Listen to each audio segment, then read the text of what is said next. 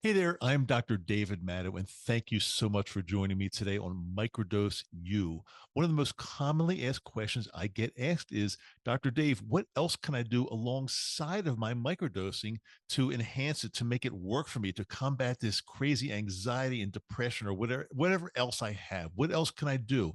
And I've talked to you about so many things and the importance of so many things as far as your health, sleep, journaling in the morning, having a morning routine.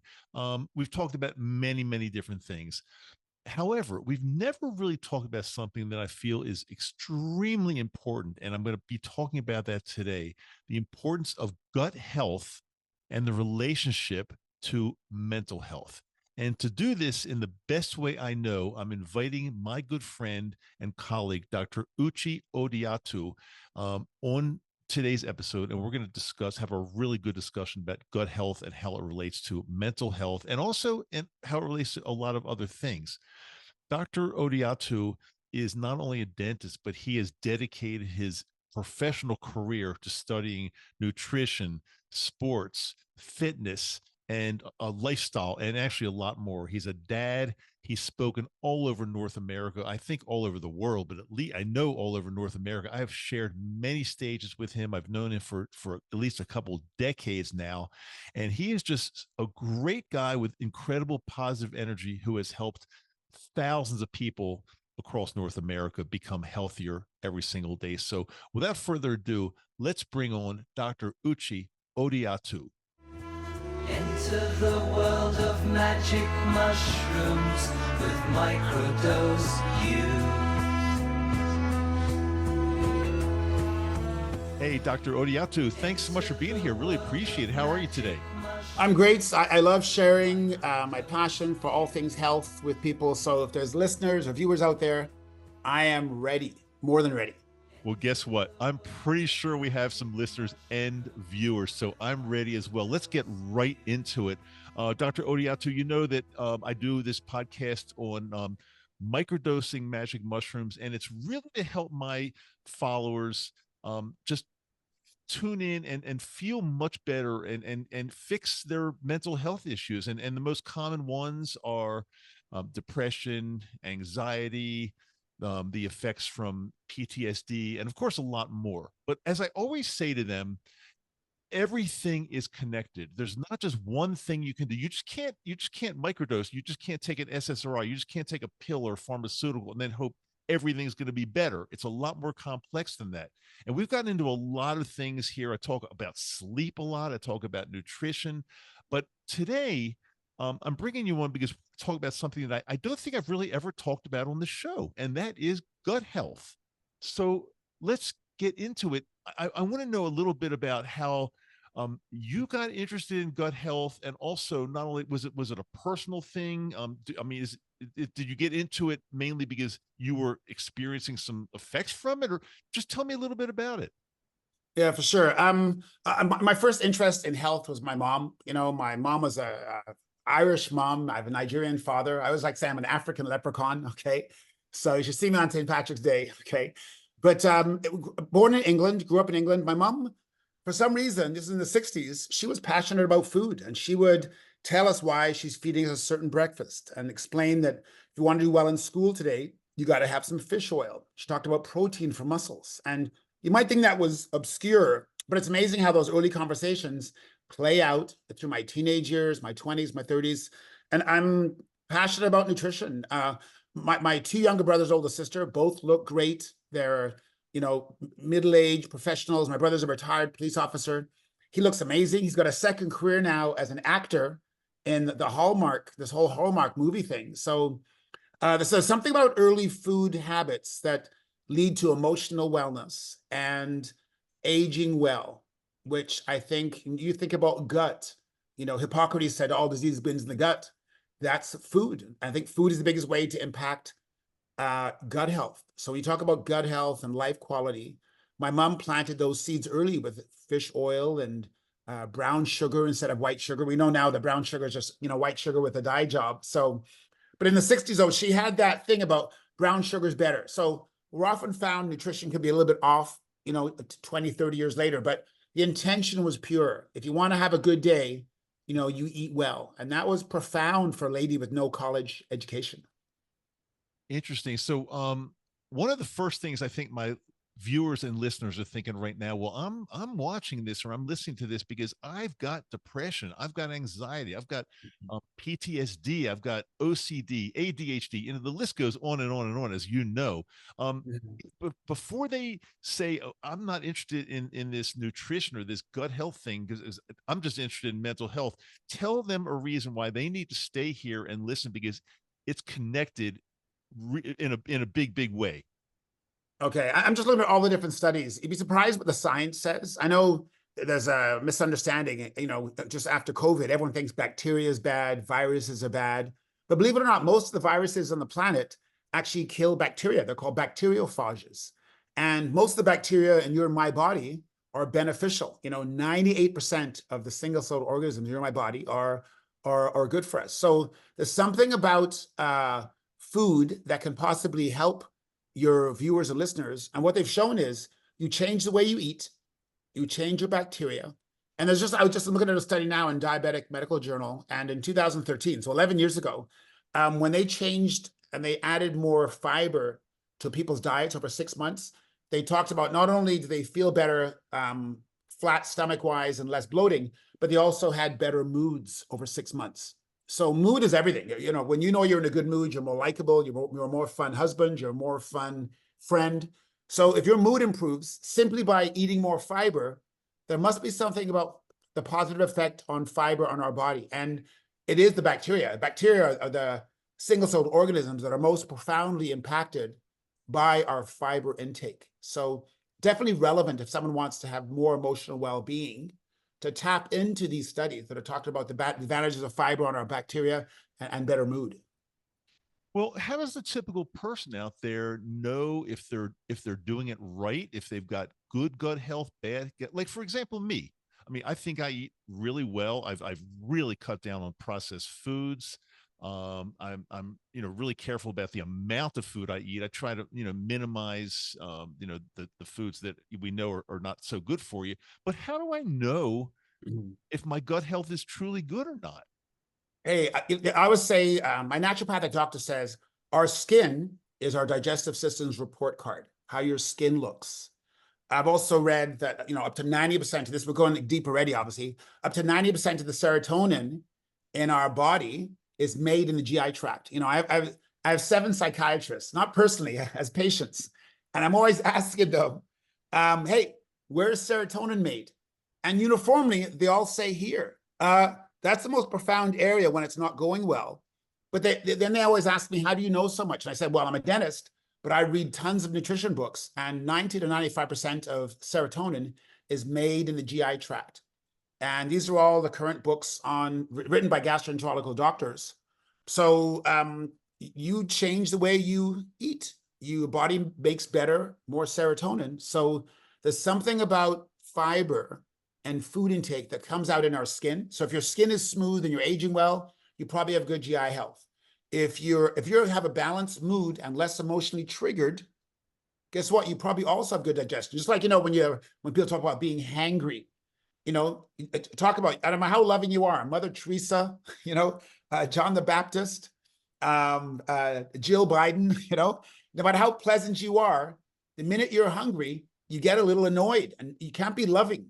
So not having food in your stomach makes you emotionally unstable or more triggered. There must be something about food that can help balance mood. And that's where I think people need to get interested in. So is that intriguing enough for you? Like, does that give you an idea what's happening? Yeah, it definitely does. So mood is a big thing. So it's fairly easy for people to say judge their gauge or judge their moods on a daily basis. But let's get back to skin because skin is pretty interesting. And let's say somebody has decent skin. They don't really notice anything too bad, but occasionally they have a breakout of like either eczema, psoriasis, allergic reactions or something, and redness in their skin. What is that telling you about their gut health? Is there something going on most likely in the gut? And if so, what can they do to improve that? Yeah, great questions. There's about 50 million Americans that suffer from autoimmune diseases, 50 million. And those diseases go all the way from eczema, which you mentioned, psoriasis, rosacea, ankylosing spondylitis, MS, lupus, scleroderma, irritable bowel, not irritable bowel, but ulcerative colitis. So a lot of these things have an immune component. Well, as you talk about the skin, so if someone's having skin issues like eczema, psoriasis, and they've actually shown, this is the gastroenterologist, Emran Mayer out of California and Julia Enders out of Germany. She said that a lot of autoimmune disease is preceded by gut membrane permeability. So, so if someone has lupus, Sjogren's syndrome, ankylosing spondylitis, MS, and you probe and ask them, how's your GI health been over the last 10 years? They'll always say, oh, why do you ask? It's horrible. I get bloated, I get constipation, I get diarrhea. Well, those are all signs that your GI tract is not working well. That, you should swallow food, you should be empowered by it, and when it leaves you, you should have energy. So if you have highs and lows of energy, or constipation, flatulence, dysbiosis, then gut membrane permeability often precedes autoimmune disease. So I know I'm getting technical really quickly, but a lot of autoimmune disease, though, is preceded by gut issues. So it's very important if you want to have a more healthy, balanced physical life and skin health, is to manage your gut. Okay. It's interesting because I'd say even 10 to 20 years ago, I had some psoriasis breaking out. It was really frustrating because no matter what I did, I couldn't really control it. It wasn't terrible, but it was bad enough that I knew something was wrong. And my dermatologist would always just say, "Oh, just rub some ointment on it. You're gonna, some steroid ointment. You're going to be fine. It's not that bad." Blah blah blah. But I knew really deep inside there was something else going on. And so what I tried to do, Uch, was I eliminated gluten, or as much gluten as I could from my diet. And I know you're probably not going to be surprised at this, but within 3 to 4 months, it was basically, my psoriasis was basically 99.9% gone just from removing gluten. And why didn't a dermatologist ever tell me that? Yeah, great question. I think a lot of medical doctors, and I read this in this book called How Not to Die by Michael Greger. And he says that 25% of medical schools in the United States don't have nutrition requirements to graduate to being a doctor. And Tufts, which has the most nutrition hours to become a medical doctor, has 22 hours of nutrition. So if the average medical doctor has less than 22 hours, you can say, the average hygienist at 35 hours, the average dentist at 30 hours, is well within our discussion for dentists and hygienists to talk nutrition. But most medical doctors, they do drug treatment and surgical intervention. So nutrition is not, you'd think they'd be interested because the first doctor said, let food be your medicine, let medicine be your food. But on average, though, they don't talk nutrition, because you bring up a subject of nutrition and cravings and diet, a physician can get into an hour discussion, So can you imagine if you're getting paid a certain amount for a specific examination as a physician at a walk-in clinic, do you want to get into an hour discussion about food tastes and cravings and diet? So you got to nip it in the bud. So here, try this cream, and we'll circle back in 4 weeks, which is time expedient, but really it's like saying, I'm really bad at investing financial, managing my money. So what I do is I just keep doing Visa advances at the ATM. Well, Visa advances might fix me. That $500 cash advance Visa might help me, but it is not helping me with my general problem, which is like overspending and not worrying about savings. So, so cream works in the moment, but to go deeper, that's where a total health perspective is needed. And like you knew it, you change your diet and your skin improved. It was night and day difference. Now, you mentioned Dr. Grieger. So do you think that one has to be, because I know he's a big vegan guy. Do you think that one has to be vegan or practice a vegan diet to have the proper gut health? I don't think so. I think, again, a lot of us are all or nothing. I think it's called intellectual disease. Smart people often overthink something. So Greger talks about we all need to eat more plants and vegetables and fruit and fiber. However, he was saying that 95% of Americans don't eat enough, 95%. So he's not saying switch completely to plant and fiber. That would be confusing to fast food industry. That would be confusing to people at the Thanksgiving meal and Christmas dinner. So he's just saying we need to up our vegetable intake. You want to go all or nothing. If someone wants to go completely vegan, you're going to have a challenge at social occasions. You're going to have a challenge with your buddies. You're going to have a challenge with your family and your kids. It can be done. Very tough, though. And you got to be smart about it, because you can get vegan beer, vegan tacos, vegan cotton candy. You can do vegan everything and still look horrible. So he came out and saying, just increase your vegetable intake. Don't be all or nothing, because you will fall off the wagon. I'm a master of moderation. I eat meats. I had bison steaks a couple of days ago. I'm actually marinating some chicken breasts now. Again, but with my chicken breasts, though, guess what? I'm choosing to have ones raised without antibiotics, because they've shown that antibiotics mess with our gut flora. So, and I bought these at Walmart. Walmart sells chicken breasts raised without hormones and raised without antibiotics. So like, it's very accessible, but you need to look a little deeper than the convenient. You need to look a little deeper and think, hey, I'm interested in keeping my gut healthy. So that's where I go with this. So I'm not a vegan, but if you look at my skin, pretty good. You know, I have 4 kids. I have a 9-year-old. I have an 18-year-old who graduated from high school. I am not a vegan, but I love vegetables. But I also love my meat. So there you go. You don't have to be vegan to be healthy, even though it gets evangelical. You go on nutrition Twitter, people fight with farmers in Topeka, Kansas. And they're arguing with professors that, you know, in Virginia. But moderation is the way to go, if you ask me. Moderation is the way to go.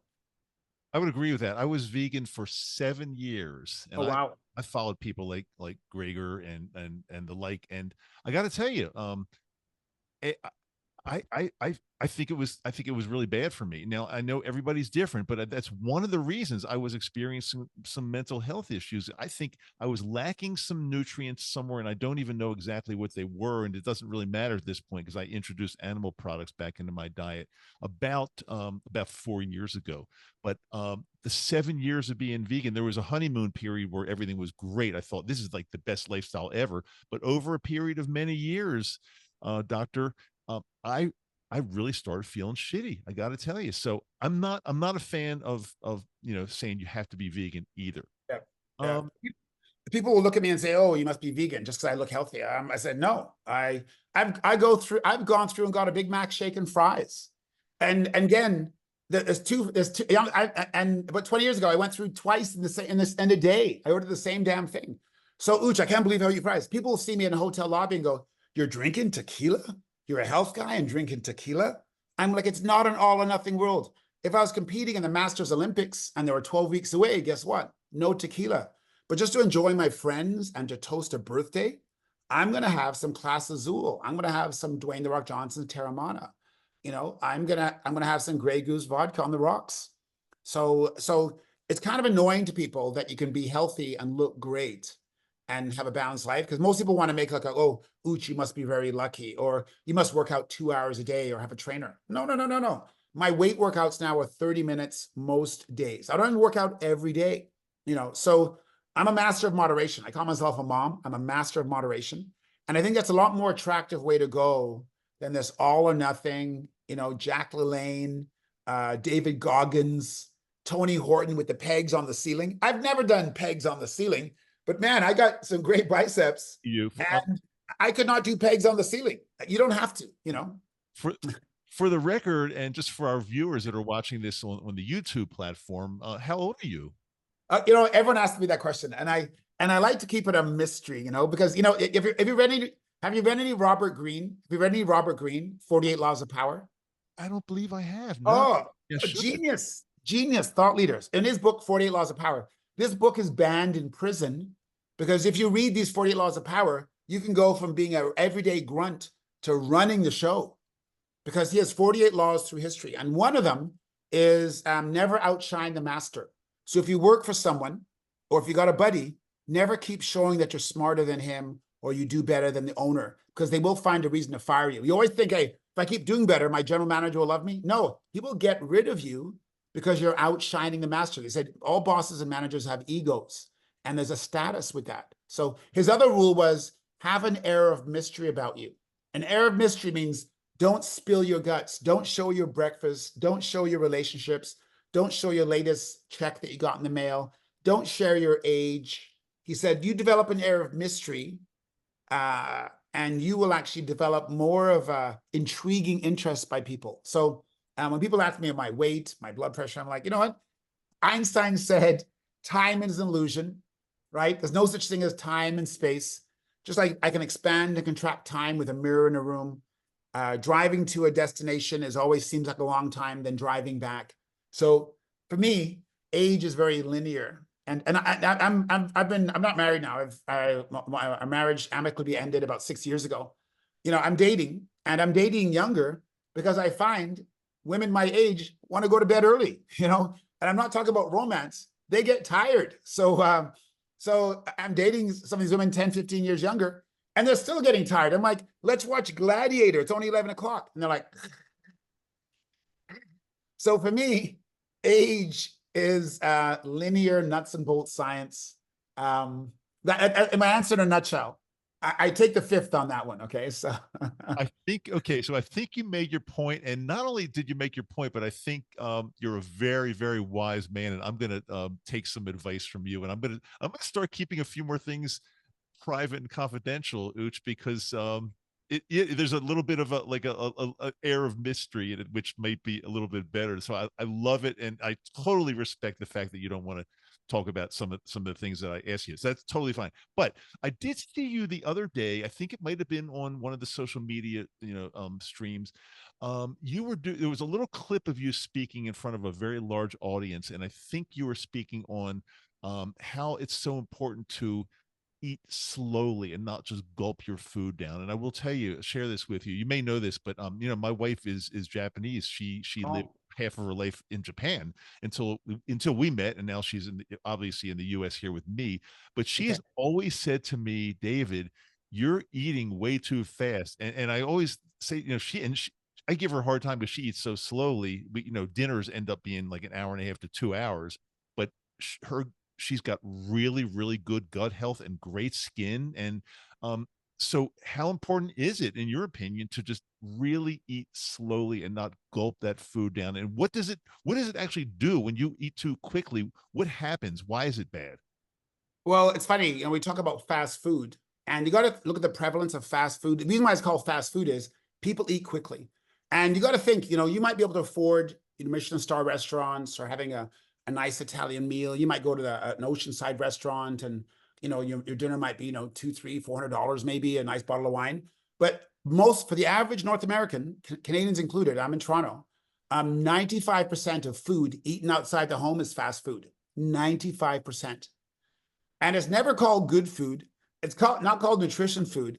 The one requirement is that it's fast. You're at a drive-through and you see 3 cars ahead of you. Already you're going, I want my fries. I want my fries. So speed seems to be the most important thing. So you got to think, I always think of, there's a book called Sapiens by David Harari. And he talks about the fact that you and I are more like cavemen than we are modern creatures, And back 1,000,000 years ago, before fire was invented and they cooked meat, we grazed and ate all day long. You know how hard it was? A lot of ancient cavemen were tiny. They were 3, 4, 5 feet tall, not anywhere near. The average Danish or Dutch man now is 6'1". We were tiny. We were eating raw plants, herbs, and greens, and we grazed all day, slowly. We ate very slowly. So you got to think, it's only the last, 60 years with fast food. So we're actually hijacking a digestion that always ate slowly. We ate slowly for the last, Homo habilis, 1.7 million years ago. Homo sapien, and this is, from Daniel Lieberman, 400,000 years ago. So we ate slowly over our whole human history. It's only now that we eat fast food. So no wonder it encourages dysbiosis. So when you think of the Japanese culture, they have some terms called kuchi sabishi.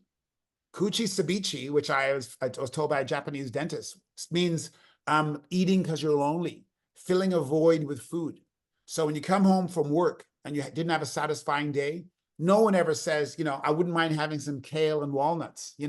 It's give me a double scotch and give me some, Ben and Jerry's ice cream. So stuffing your feelings, kuchi sabishi, this Japanese word, really means filling the void of emotion with food, which is not a good idea to eat a 900-calorie Ben and Jerry's, cookie dough ice cream, when you should be calling your brother and saying, I'm sorry, or connecting with your children, maybe on FaceTime. So I love what your wife is saying. And I'm sure one of the reasons why you're probably going to live another decade longer is because you've married well. You've married someone that loves you. And I always say, if your wife is encouraging you to eat better, it means she hasn't looked at your life insurance policy. So But I that's don't mean just. But I don't mean just. I'm not even talking about healthier food, Uch. I'm talking about slow. sit down and have a nice, yeah, nice, nutritious meal. But she claims I just eat it too quickly. So what are the benefits to slowing Okay. down and eating that meal much slower than the average, North American would just gulp, even if it's healthy, gulp Okay. that healthy food down. So people often think digestion starts in your stomach. It actually starts in your mouth with lysozyme and digestive enzymes, that amylase, which helps digest carbohydrates. But guess what the experts now saying? Digestion starts when you look at food. You look at the meal and take time for grace. So grace might seem like a spiritual subject, but think about it. When you're saying grace, the food's emanating into your nose, and they talk about the nose going straight to your brain, the messages. So right away, the brain gets messages. Oh, it's pasta, or it's Italian sauce, or there's broccoli, or there's beef. Now the stomach starts making the right amount of hydrochloric acid, the right amount of digestive enzymes, just because you're smelling it and looking at it. But experts now have shown that digestion starts even thinking about it. As I drive home, I'm anticipating my Italian dinner, and my body starts getting ready. So you can imagine then, if it has to be a body preparation, people who eat slower can better digest their food and absorb nutrients. So fast food gulpers, food goes down in bigger chunks, like an ice cube. Can you imagine your stomach acid trying to digest an ice cube of food that was digested quickly? Like think about sushi. Less hydrochloric acid interacts, and no food is sterile. So now you have a chunk of sashimi instead of liquid, like your grandmother and great grandmother said. How is that hydrochloric acid going to break it down? And now you might have parasites and pathogens getting further along your GI tract, causing dysbiosis. So eating slowly, your body is better able to have an immune response, better able to digest and absorb nutrients. So you can actually get better absorption just by eating slower. So if you absorb nutrients better, it means you're actually going to repair your meniscus, make more serotonin, and repair better than someone's gulping down food. So eating slower means better digestion and absorption, which means better repair, growth, and a better meniscus, a better lung, a better brain. I hang around so many people that after a meal they reach for a Tums or a Gaviscon, and they say they've got some kind of acid reflux or something like that. It seems to be really prevalent amongst people that in North America. Why is it so prevalent, and how dangerous is that? And also, how, again, getting back to the mental health, because again everything's connected. How is that affecting mental health issues?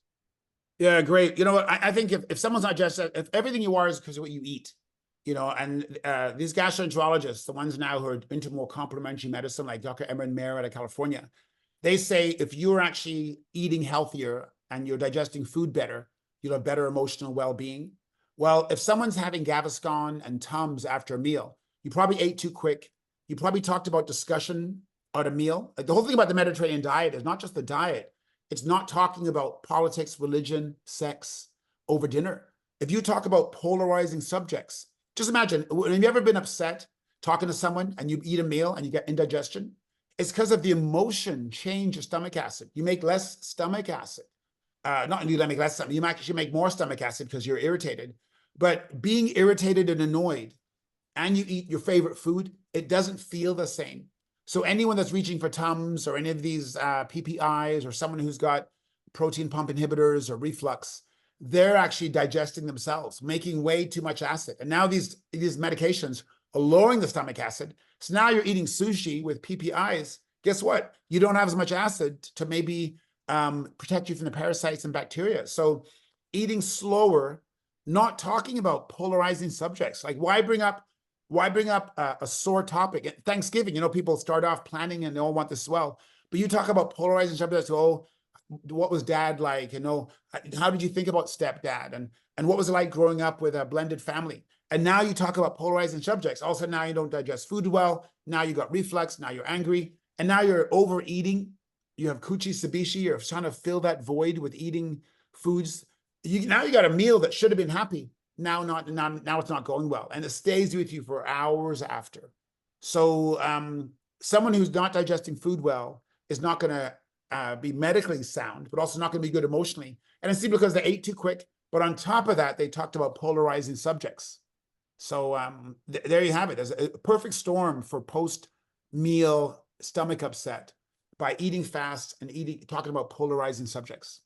So if somebody did not make any change other than talking about more peaceful things and eating slower while they're eating, would that how much of an would that really make a tremendous impact if you just change the conversation during a meal? That would have that much of an impact, you're saying?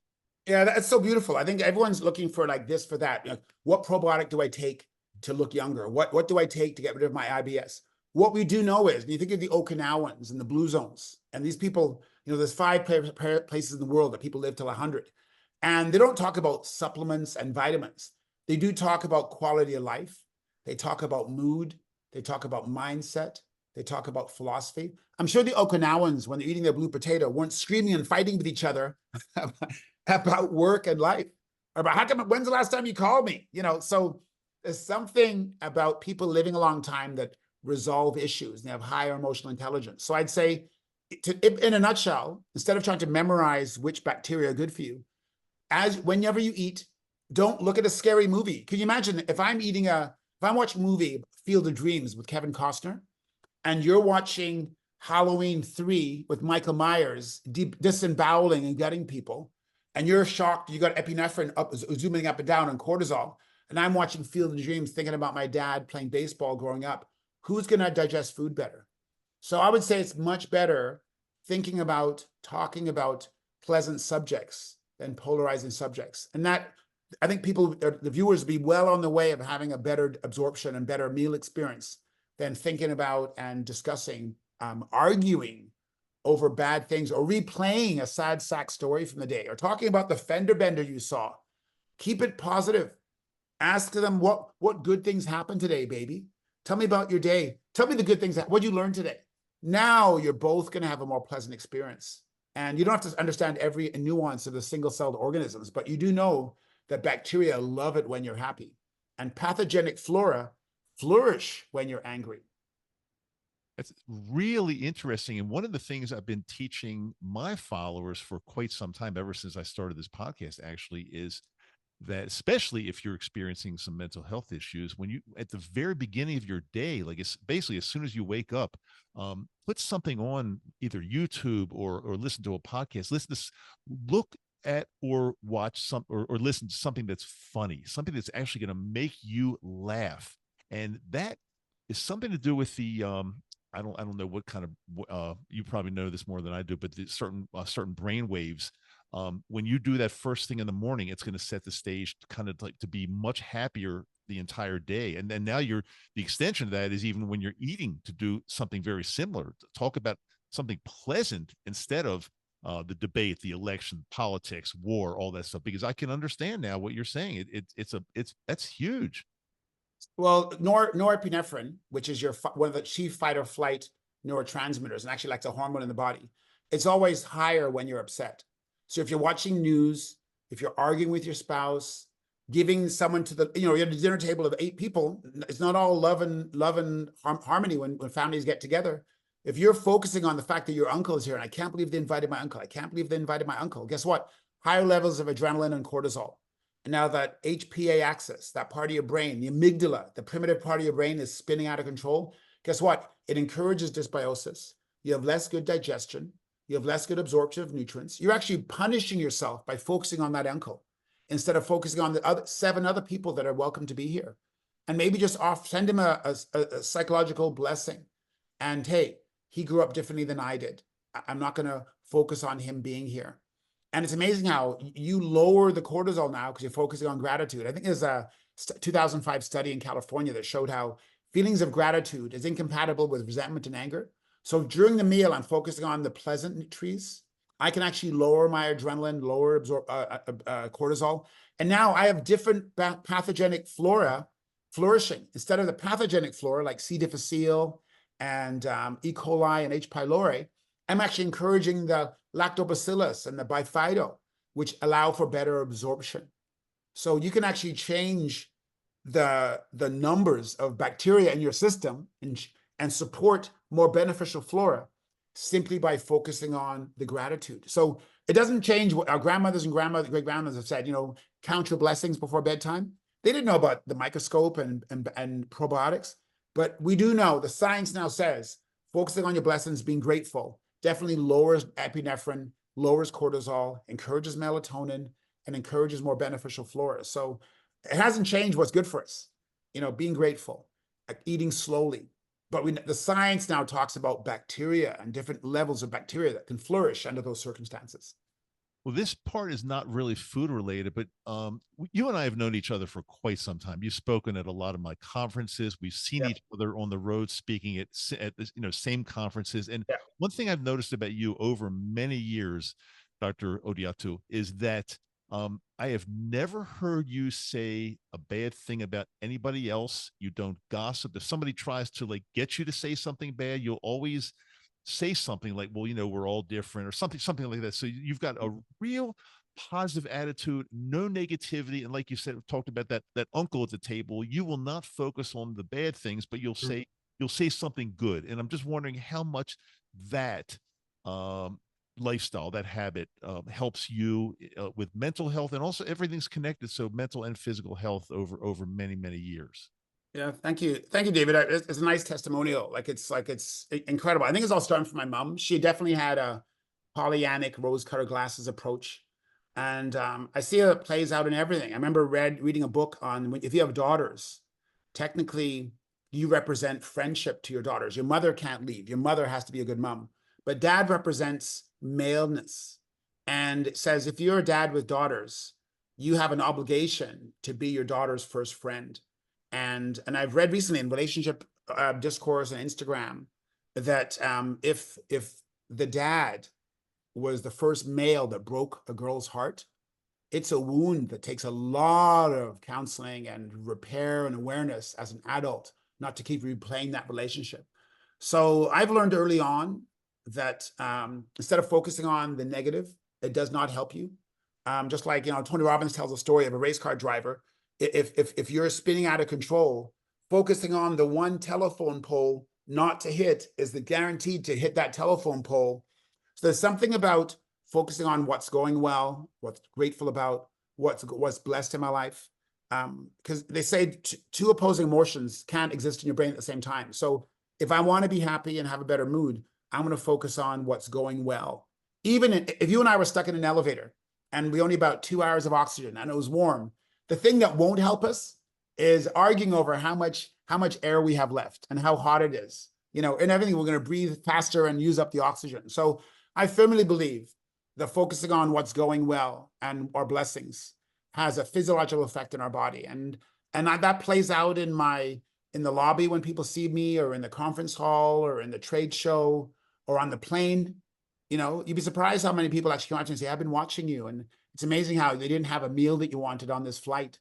And you said, that's okay. I'm just gonna have a tea. And most people freak out. I'm sitting in business class and you have no more chicken cacciatore, So I don't know. I firmly believe being consistent is everything. It doesn't mean I don't have my freakouts, I'm just saying that most of the time you'll find me being happy. And I acknowledge my mother's influence and my dad's influence on that, because again, he was another peaceful warrior. He was another guy that talked about books and reading and being temperate in your response.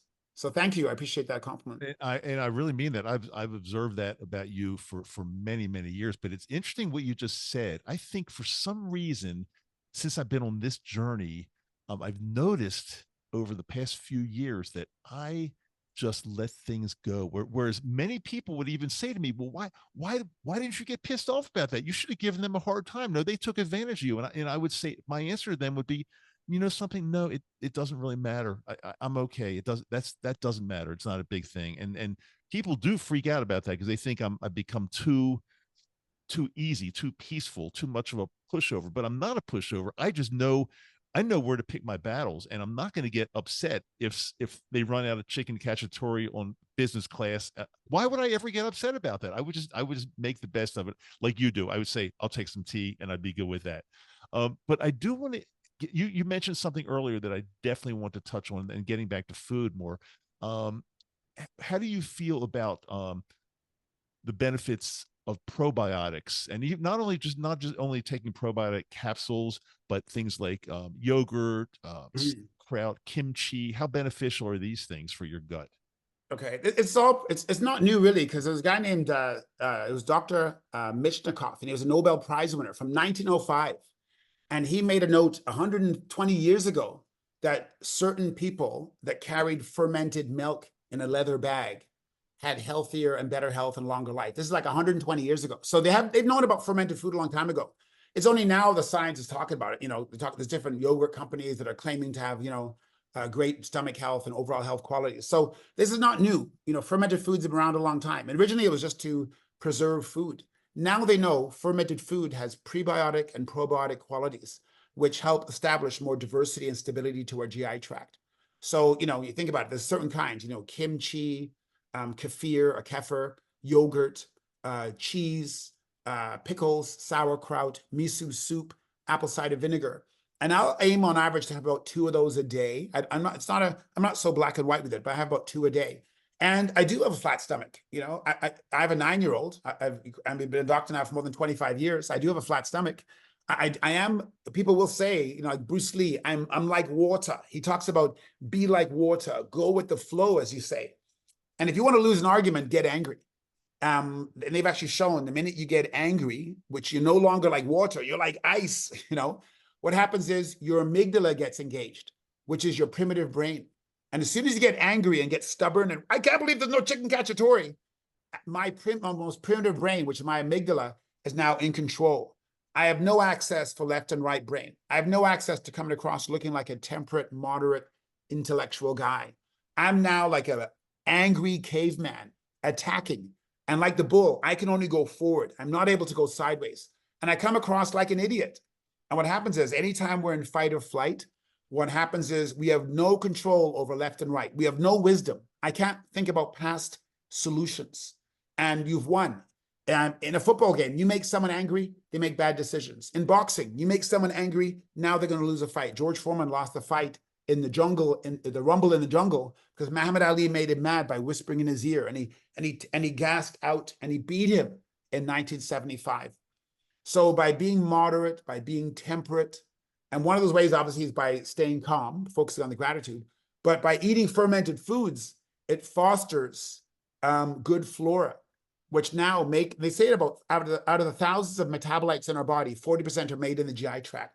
So something about stable gut health that makes the best neurotransmitters like GABA and serotonin and melatonin.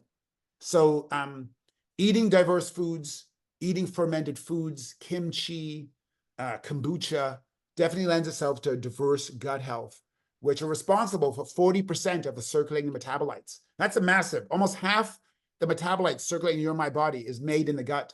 So people who have more stable gut health will have better metabolites. Yeah, gut health is absolutely major. And one thing I want to try to tie in with that right now, that because I've talked about sleep for years on this show, because I am a firm, because I was diagnosed with obstructive sleep apnea about 4 or 5 years ago, and once I got treated, it's a world of difference. I mean, I'm a different person totally, and I'm sure I don't have to explain that. That I don't have to explain the importance of sleep. But how does gut health and sleep, how did the two of them tie in together, if at all?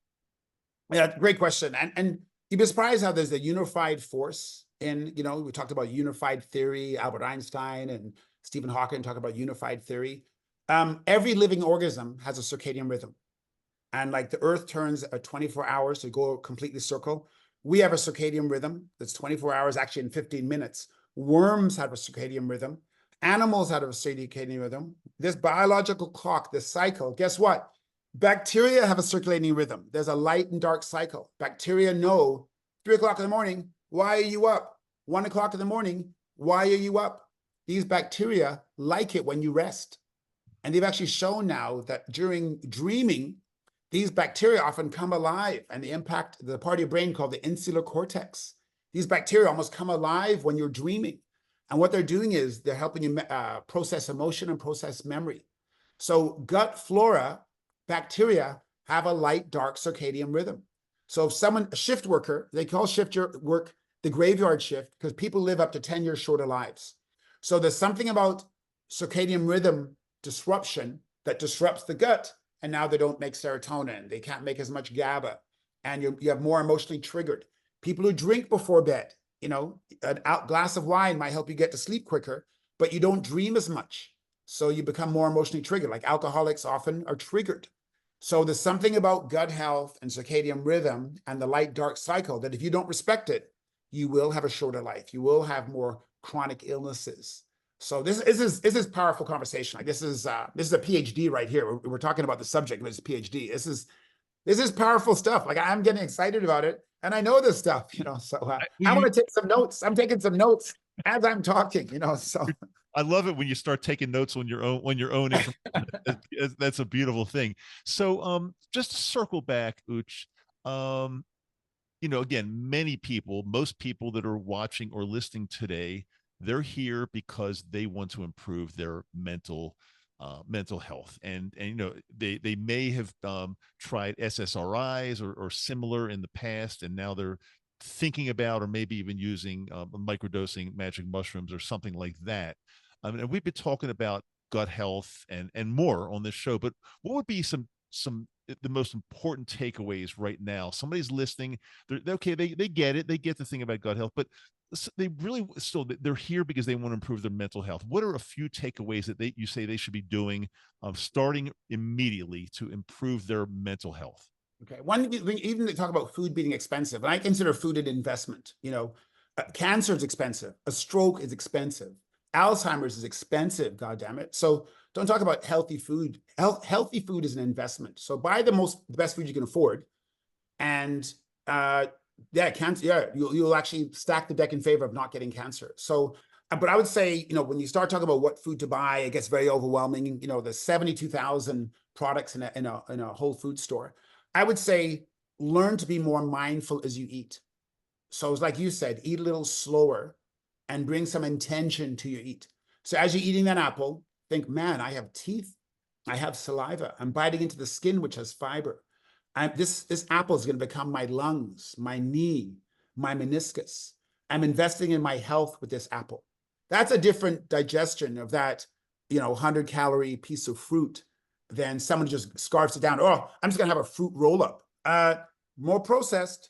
It might be an apple fruit roll-up, but it's not an apple. You've changed it. Look at the ingredients. There's 10 ingredients on a fruit roll-up compared to apple. So I would say one thing people could do for sure would be to eat slower and eat with more mindful intention. That would be the first one. 2, get to bed on time. If you want to have good gut health, there's lots of new science. There's some really good books on sleep and the power of physiology. But by sleeping better, sleeping deeper, sleeping in the dark, in a cool room, there's new talk on having dark sheets. There's actually not only light receptors in our eyes, obviously, but there's light receptors down our skin. So I've changed all my sheets to gray sheets and black sheets.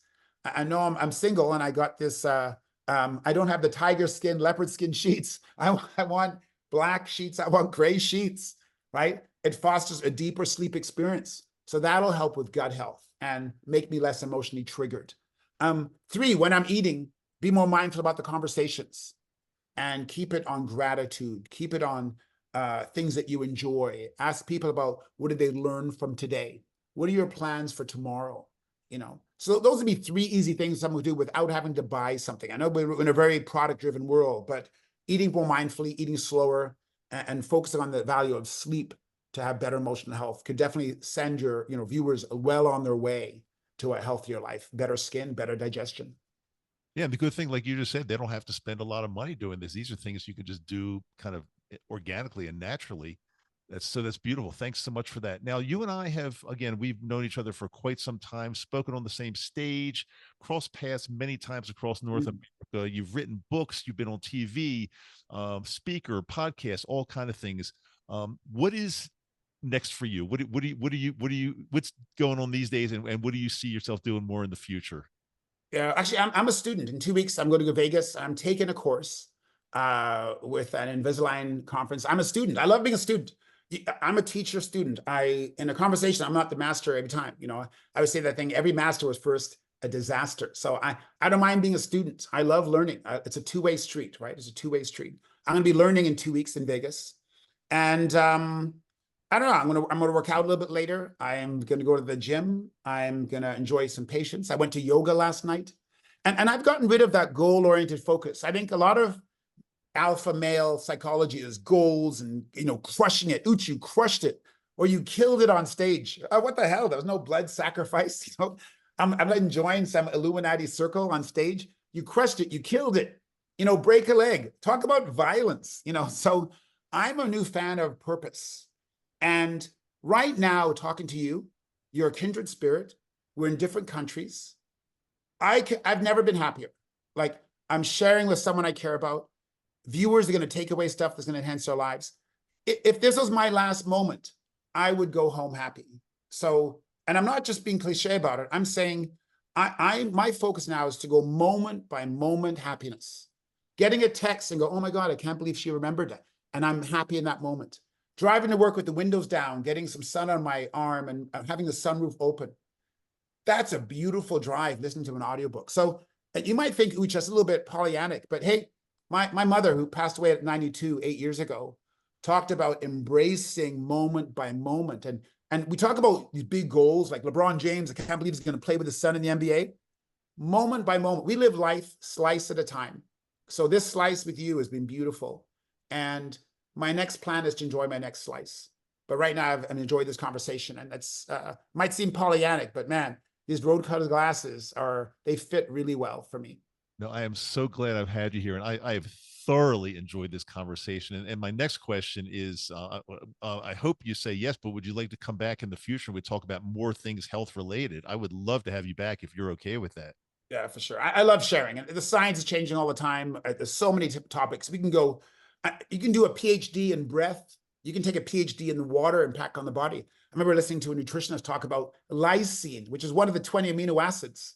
He talked about his PhD was on, he studied it for 2 years. It's one amino acid. So we can go deep into so many different topics. I know you got a vast interest, you read, you've traveled. So between the two of us, we can definitely generate some good thought and generate some good feelings and help the viewers live longer and happier. So this is, I'd more than love to be back for sure. That sounds beautiful. Let's absolutely plan on that. And last but totally not least, if somebody wants to get in touch with you, ask you a question, find out a little more about you, what's the best way they can do that? My website, and it's obviously the name's a little challenging, but if they go to druche.com, so druche.com, so druche.com, they'll find me. There's email there, there's a messaging, they can see what I've done, some pictures, some videos. If you just Google Uche, UCHE, fitness, dentist, you will find me. So I cannot hide online. Like I love sharing. I'm writing. I'm speaking. You can't help but find me. I'm Instagram. Put Uche, UCHE dentist.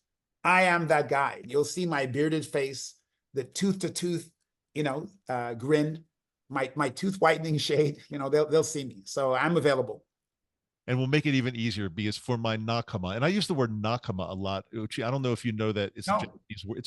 So you might like this one. It's a Japanese word that means kind of like our tribe, there's no exact translation, but our tribe, our family, our group of people that we're all like-minded. So I'm gonna for our nakama here, I'm gonna also put your information in the show notes as well, so people will absolutely find you. So hey, listen, I want to thank you so much for being here. Great to see you again after a little bit of time here. You're looking great, even though you won't reveal your age. And keep it mystery. Keep the mystery, right? Totally get that. Totally get that. But thanks for being on the show today, and we will definitely have you back, Ooch. Thanks so much. Been a pleasure.